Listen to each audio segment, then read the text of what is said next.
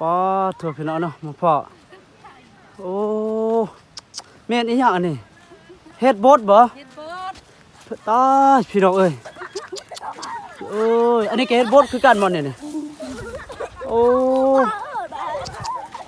ตายคือว่าลายแท้หาเธอได้อันนี้ หาอยู่ป่าโอ้ตายพี่น้องเอ้ยนี่มีแต่เฮ็ดบดพี่น้องเอ้ยเฮานี่บ่ทันแล้วพี่น้องเอ้ยบ่ทันเข้าแล้วบ่ทันแล้วพี่น้องเอ้ย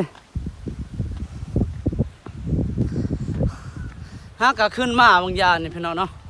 ว่าสิไปหาเฮ็ดบดมื้อนี้พี่น้องเนาะที่แท้ก็บ่ทันเข้าเจ้าไปหาแล้วบ่ฮู้ว่าสิได้หรือบ่มื้อนี้พี่น้องเอ้ยเขาได้เป็นกระตาเป็นกระสอบพี่น้องเอ้ยเฮ็ดบดเกิดแล้วทางบ้านเฮาพี่น้องเป็นตาสะอ่อนเนาะเขาได้เฮ็ดบดหลาย